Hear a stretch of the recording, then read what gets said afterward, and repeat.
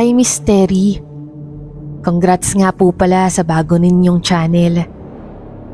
Gusto ko pong ibahagi ang isang hindi malilimutang karanasan. Isang pangyayaring bumago sa paniniwala kong kathang isip lang ang kababalaghan. Tawagin niyo na lang po ako sa pangalang Dan. Isa po akong sales agent, sanay maglakbay at makihalubilo. Noong 2005, na-assign ako sa Bicol. Bagong lugar, bagong muka, kaya sobrang excited ako. Mabilis akong nakagaanan ng loob ng mga tao, lalo na ng mga kababaihan. Hindi ko na mabilang kung ilang beses akong binati sa labas ng barracks. Hindi naman sa pagbubuhat ng bangko, misteri. Pero ang sabi nila, gwapo raw ako. 5'11" ang taas, matikas ang pangangatawan at laging maayos kong manamit. Minsan pa nga may nag-alok sa akin na magmodelo. Habang nagsasanay ako sa buhay Bicol, hindi lang magagandang tanawin ang napansin ko, marami ring magagandang dilag. Pero sa lahat ng nakilala ko, isang simpleng babae ang agad pumukaw sa aking atensyon.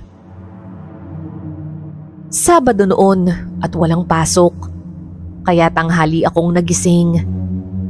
Wala rin akong lakad, kaya naisipan kong lumabas para magpalipas oras. Pumasok ako sa katabing tindahan para bumili ng merienda at doon ko nga siya nakita, ang tahimik na tindera. Habang nililipat niya sa plastic ang binili kong soft drinks, napansin kong nanginginig ang kanyang kamay. Napangiti ako at biro kong sinabi, "Relax lang."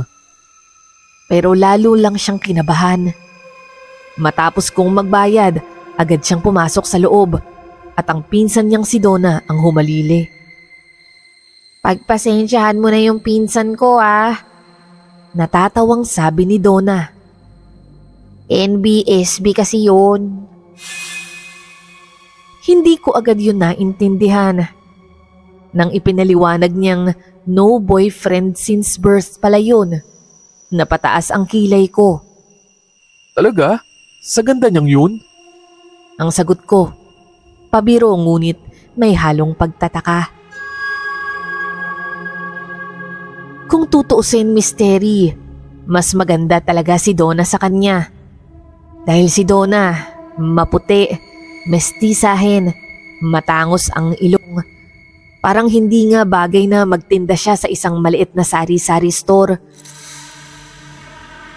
Pero talagang mas nakaagaw ng pansin ko ang sinabi niyang hindi pa nagkaka-boyfriend ang pinsan niyang si Gina. Sa tansya ko kasi, misteri, magkakaedad lang kami.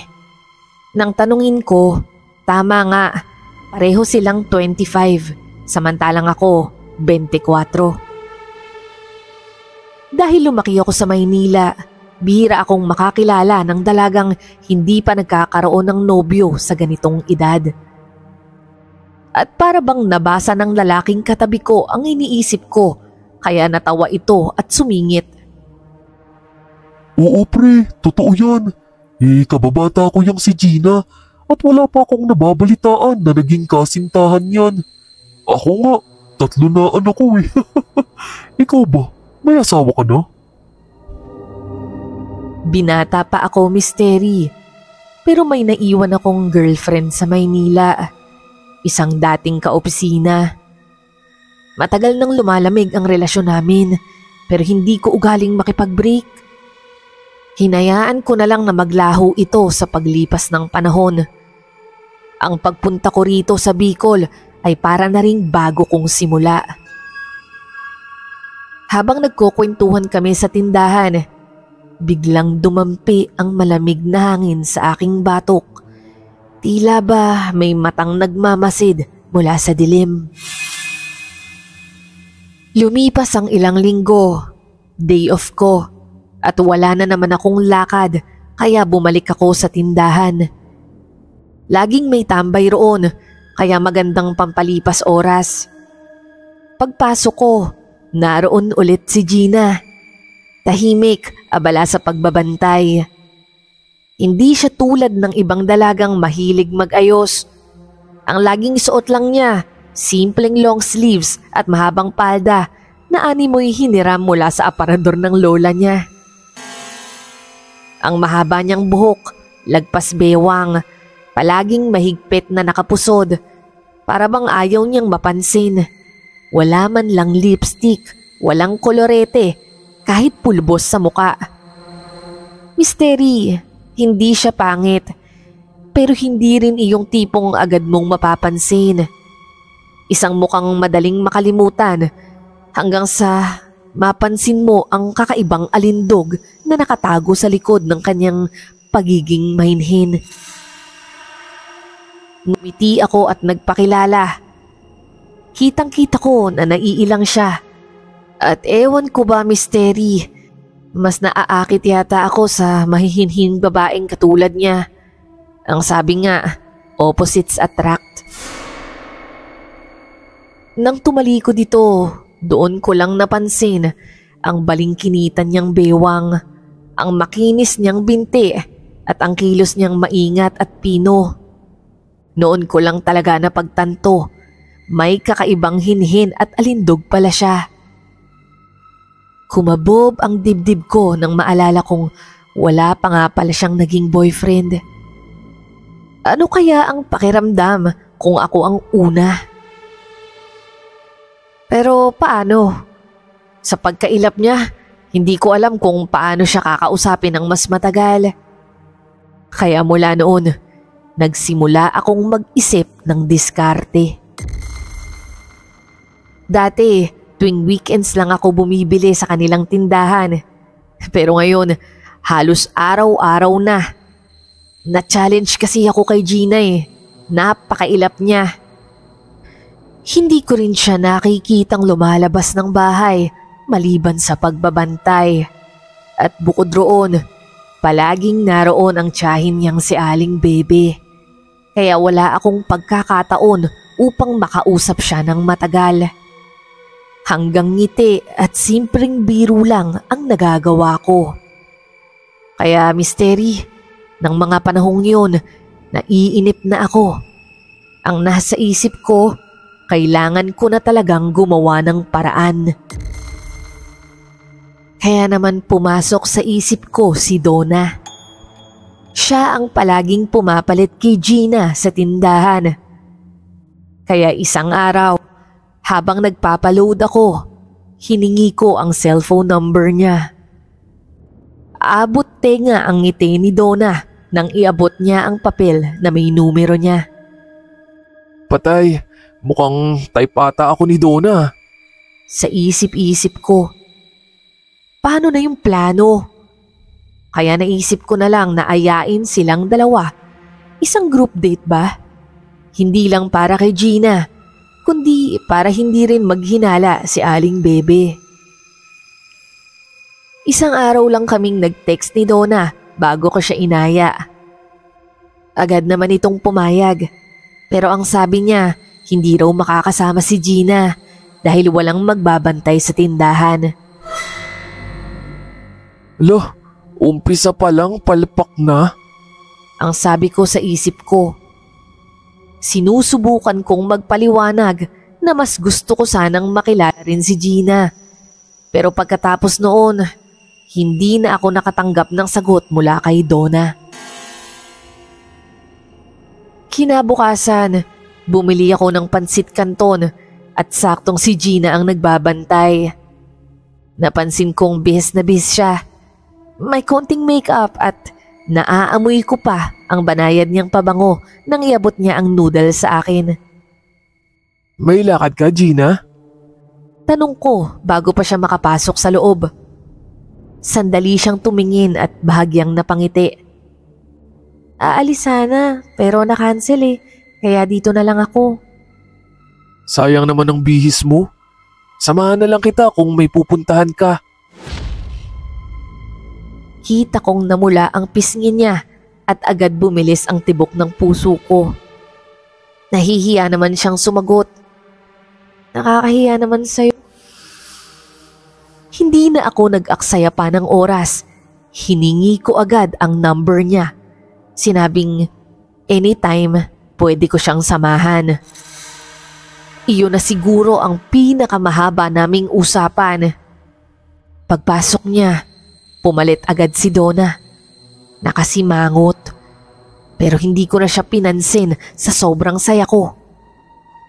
Pero habang papalayo ako, hindi ko mapigilang mapansin na parang biglang may gumapang na lamig sa bato ko. Pakiramdam ko, may matang nakamasid mula sa madilim na bahagi ng tindahan. Napalingon ako rito, pero wala akong nakita. Pagka-uwi ko, Misteri, agad akong nag-text kay Gina. Inaya ko siyang kumain sa labas. Pumayag siya, kaya tuwang-tuwa ako. Mabilis akong tumungo ng banyo upang maligo, pero bigla kong naalala, ubos na nga pala ang sabon ko. Kaya't nagmamadali akong bumalik sa tindahan at doon ko muling naabutan si Donna na tila ba nawala ang sigla. Napansin ko pero binaliwala ko muna yun. 6:00, pumunta ako sa tindahan para sunduin si Gina. Nahihiya raw siya sa tiyahin niya kaya sa kanto na lang kami magkita. Medyo nag-alangan ako pero sinunod ko siya. Makalipas ang ilang minuto, nasulyapan ko siyang paparating na at napanganga ako. Ngayon ko lang siya nakitang nakalugay ang buhok, kumikinang sa ilalim ng ilaw para bang model ng shampoo, Misteri. Ang dating mahinhin niyang muka. Ngayon para bang maladyosa sa bahagyang makeup at lipstick na gamit niya. Simple lang din ang suot niya, pero hapit sa kanyang hubog. At sa wakas, nasilayan ko ang mapuputing binting palaging natatakpan ng mahahabang palda. Misteri, hindi ako makapaniwala sa swerte ko. Napahinto rin si Gina nang makita ako. Pinaghandaan ko rin kasi tong date namin, Misteri. Maayos ang suot ko. Inayos ko pa ang aking buhok. Kita ko sa mga mata niya ang paghanga na siyang lalong nagpasaya sa akin. Pero habang nag-aabang kami ng masasakyan, napansin kong may nakamasid sa amin. Sinubukan kong iwaglit sa isip ko, pero habang palayo kami ni Gina, para bang may malamig na hangin ang dahan-dahang sumusunod sa amin. Medyo napalayo kami sa baryo dahil noon kakaunti pa lang ang mga restaurant sa lugar. Pero alam mo, Misteri, hindi namin alintana noon ang biyahe. Masarap palang kausap si Gina. Mahiyain siya pero may kakulitan at mahilig magbiro. Ang natural na daloy ng kwentuhan namin. Hindi namin namalaya na kami na lang pala ang natira sa restaurant. Pero bigla na lang nagbago ang kanyang ekspresyon nang tignan niya ang kanyang relo. Parang bigla siyang kinabahan. Ayokong umabot ng dilim, ang sabi niya, kaya nagpasya kaming umuwi agad. Matapos ko siyang ihatid, tinawagan ko pa siya para magpasalamat at mag-good night. Pagbaba ko ng tawag, muling sumagi sa isip ko ang pakiramdam na may matang nakamasid sa amin. Saglit akong lumingon sa paligid, pero wala akong nakita. Binaliwala ko pa rin ito at pumasok na sa bahay.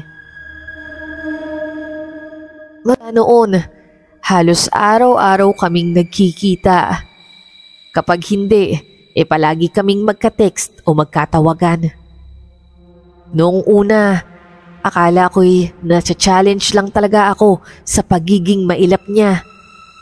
Pero ngayon, Mystery, ramdam kong nahuhulog na ako sa kanya. Hindi lang siya basta mahinhin. Masasabi kong napakabait at maaalahanin din siya. Madalas niya akong padalhan ng masasarap na lutong bahay. Malaki rin ang ipinagbago ko magmula nang makilala ko si Gina, Mystery.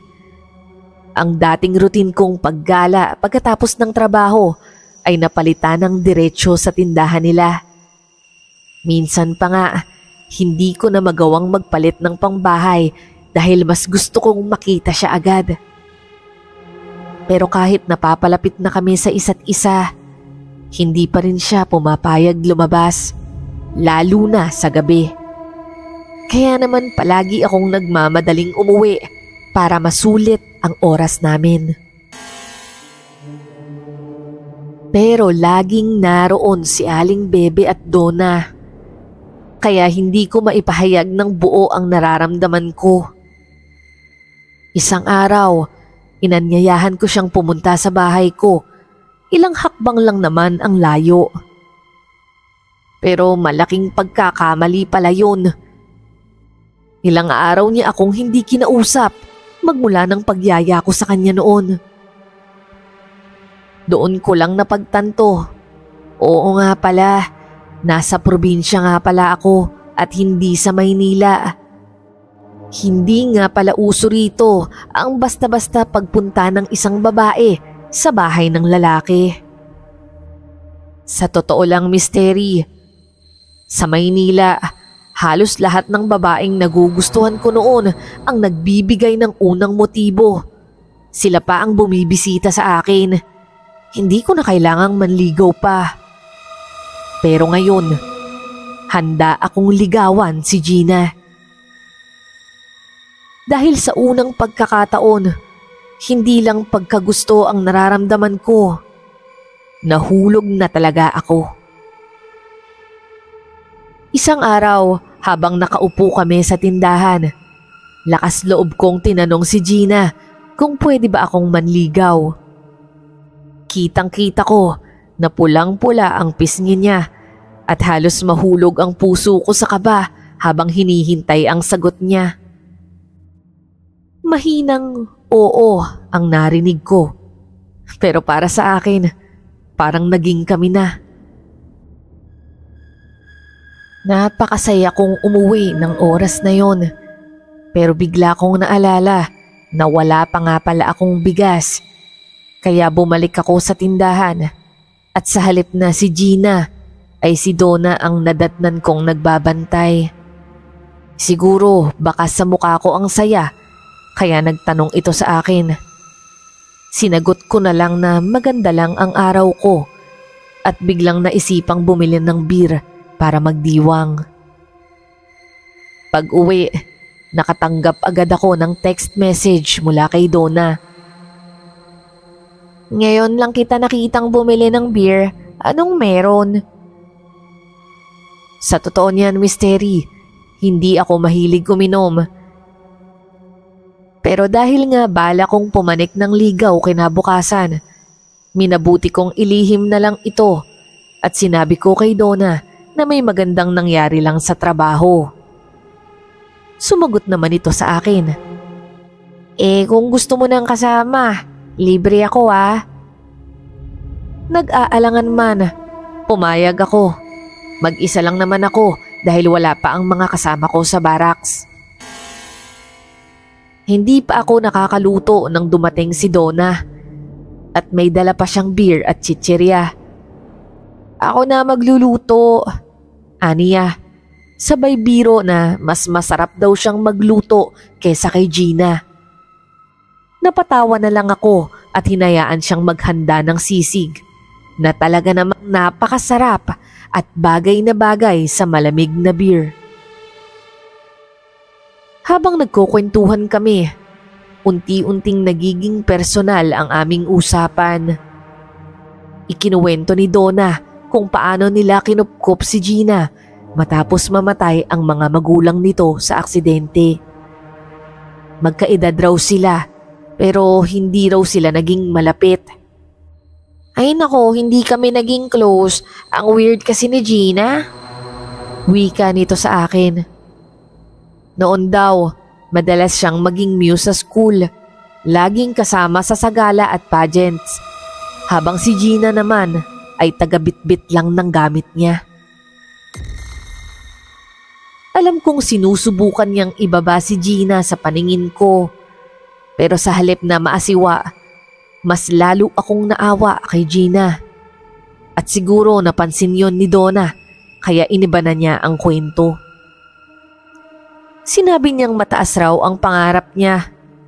Pero hindi niya magawang lumayo dahil sa takot na makipagsapalaran sa Maynila. Marami raw siyang manliligaw pero naghihintay pa siya ng lalaking para sa kanya. Tahimik lang akong lumalagok ng beer noon at taglit na napatingin sa bintana.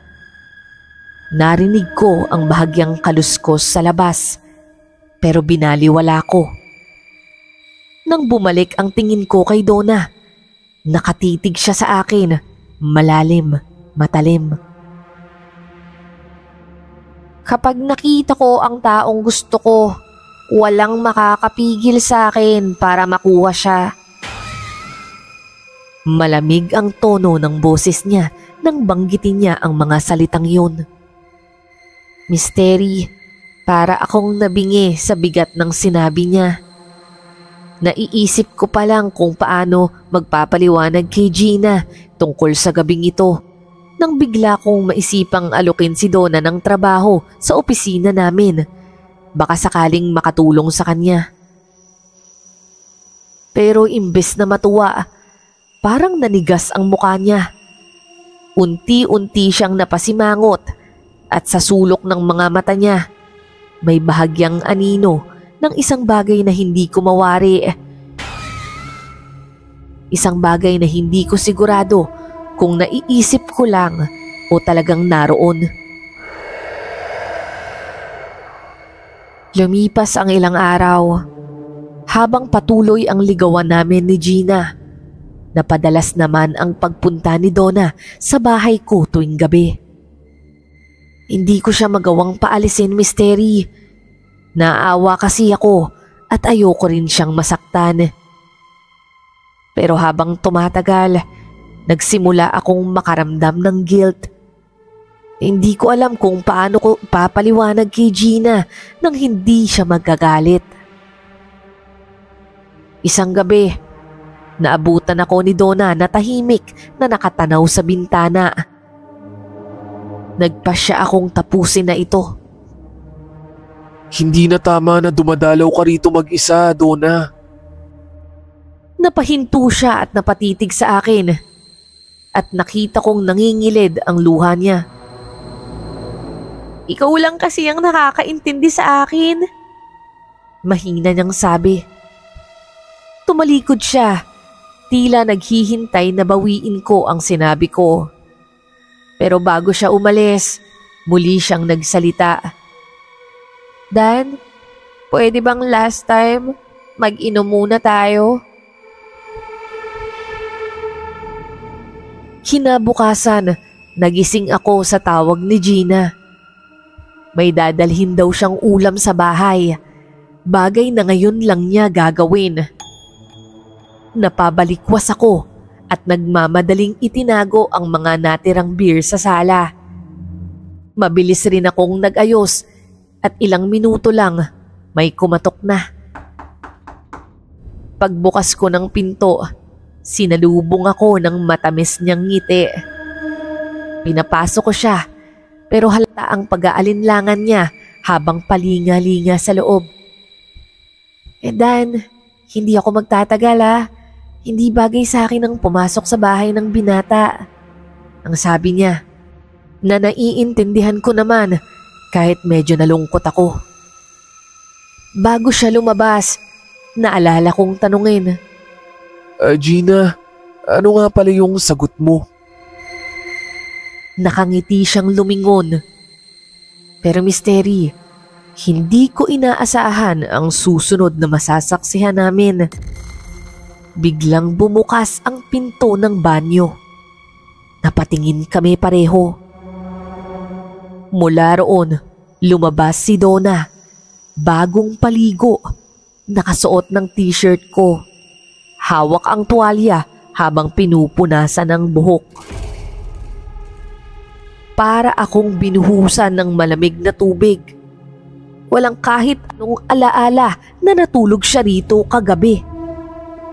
Pilya pa siyang ngumiti. "Sorry love, humira muna ako ng t-shirt mo ha. Hindi kasi ako nakapagdala eh."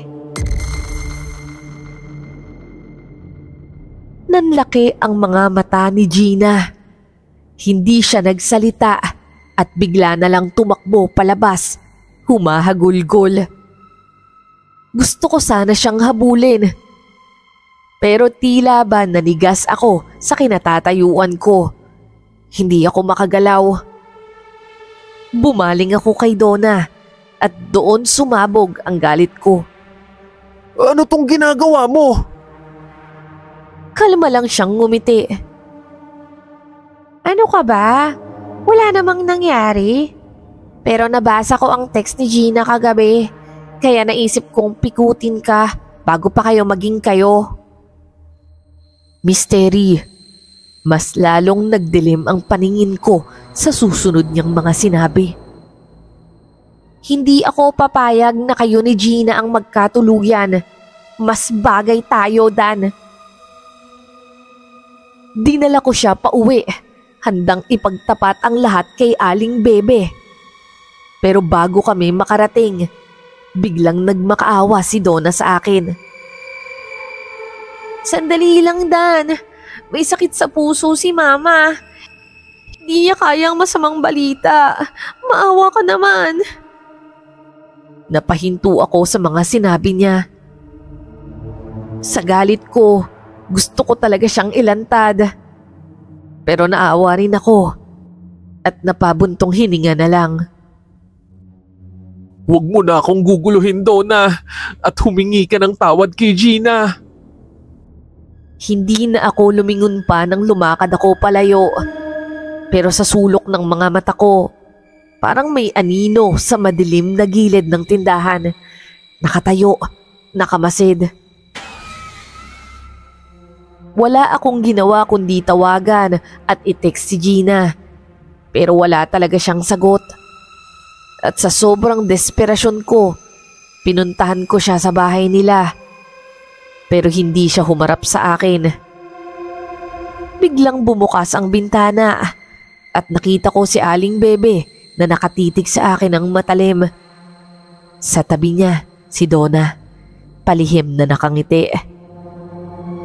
Ramdam kong may nasabi na siya sa kanyang bersyon ng kwento.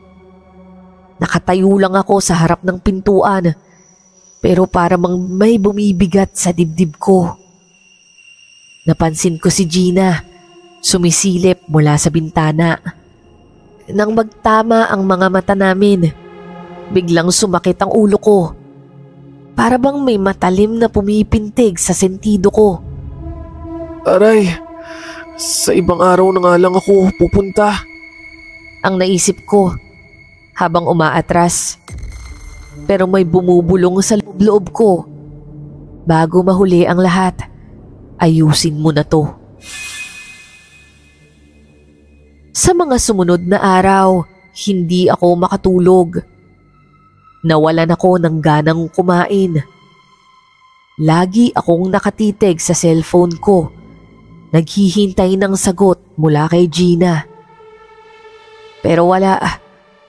Hanggang isang umaga, nang tumingin ako sa salamin, halos hindi ko na makilala ang sarili ko.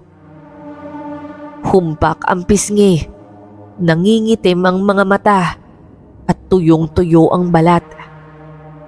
Anong nangyayari sa akin? Tila lumalala ang kondisyon ko. Isang umaga, nagising akong sumisikip ang dibdib ko. May matinding kirot sa tenga. Parang may pumipiga sa loob nito. Nang bumangon ako, nakita ko ang unan. May bahid ng madilaw na kayumangging likido. At saka ko naramdaman, parang may gumagalaw sa loob ng tenga ko. Nanginginig ang kamay ko ng kapain ito. Dahan-dahan kong hinila palabas. Misteri, isang insektong hindi ko pa kailanman nakita. Itim, matulis ang paa at nagbabaga ang mata. Malagkit ang dumadaloy sa katawan nito. Para akong pinagsuklaban ng langit sa sobrang pagkalumo at takot na nararamdaman ko. Nasuka na lang ako sa sahig. Gabi na nang magdesisyon akong pumunta kay Mang Simon, ang albularyo sa baryo na yun.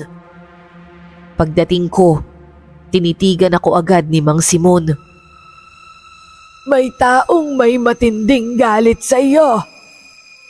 May kumukulam sa iyo, iho. At hindi siya titigil hanggat hindi kanya tuluyang nasisira. Nanindig ang balahibo ko sa narinig ko mula sa albularyo. Ano ho? Sino ho ang kumukulam sa akin? Kinabukasan, bumalik ako sa tindahan. Malayo pa lang, nakita kong naroon si Gina. Pero nang makita niya ako, agad siyang tumakbo papasok ng bahay. Sinubukan ko siyang habulin, pero hindi pa ako nakakahakbang.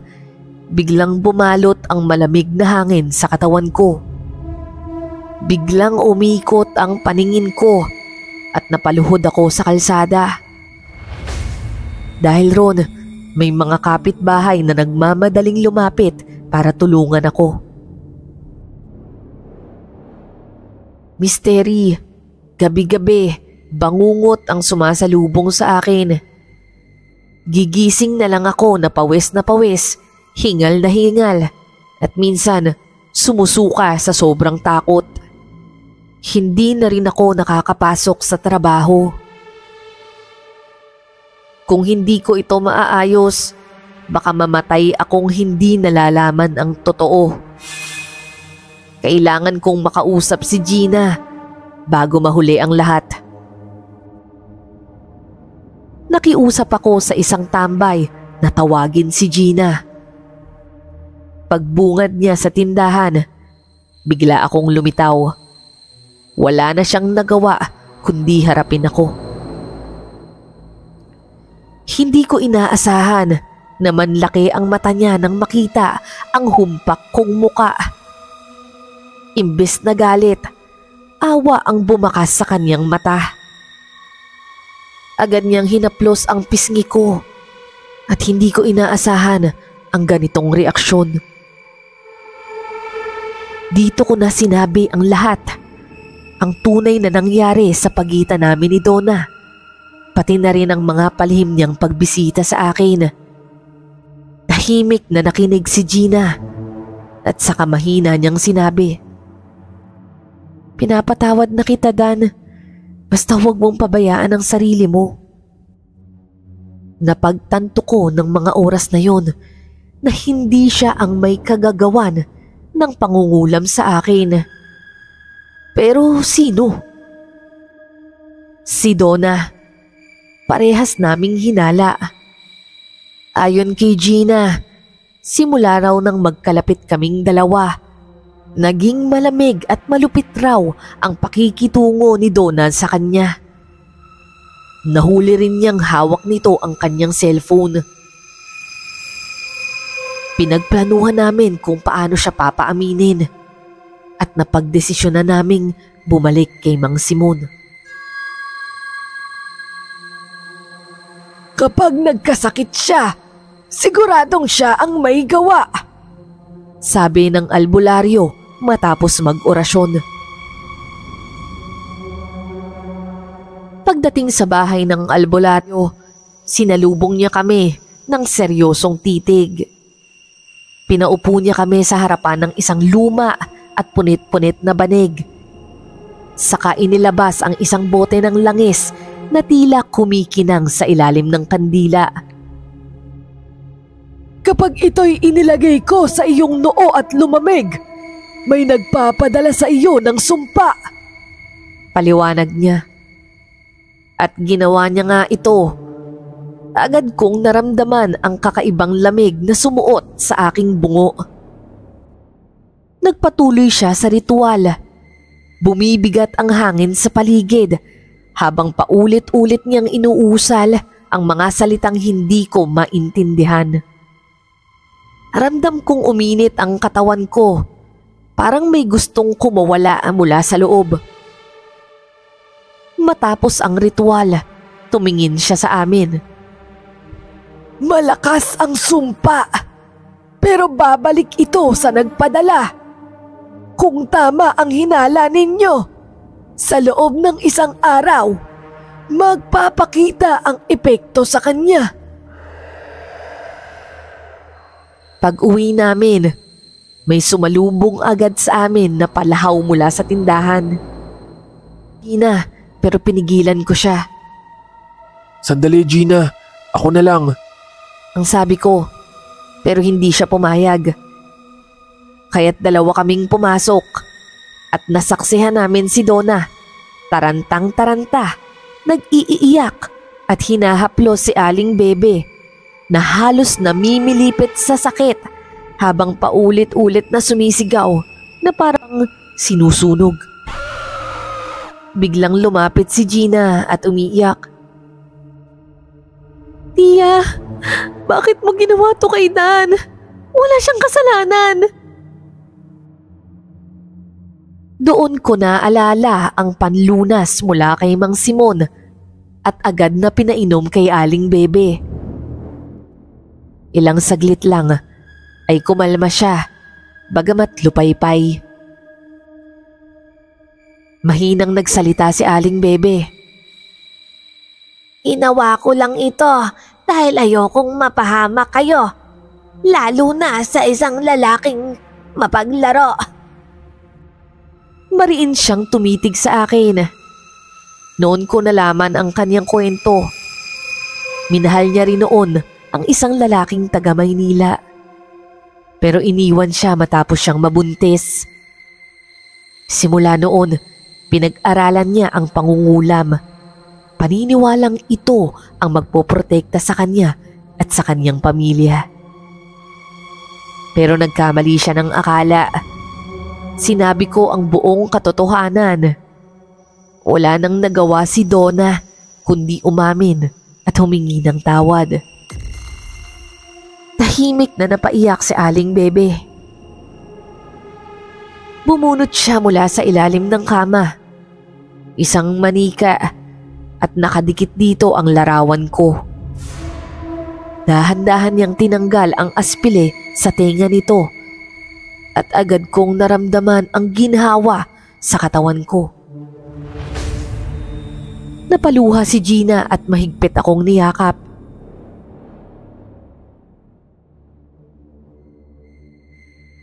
Ngayon, Misteri, 20 taon na kaming kasal ni Gina. 2 na rin ang anak namin at masaya kaming naninirahan sa Maynila. Sa tuwing naaalala ko ang nangyari noon, hindi ko pa rin lubos maisip kung paano kami nakaligtas. May komunikasyon pa rin naman kami ni Donna, pero hindi na kami bumalik sa lugar na yon. Mas mabuti nang lumayo, magpakalayo at hayaang lumipas ang masamang alaala. Hanggang dito na lang po, Misteri. Maraming salamat at mabuhay po kayo.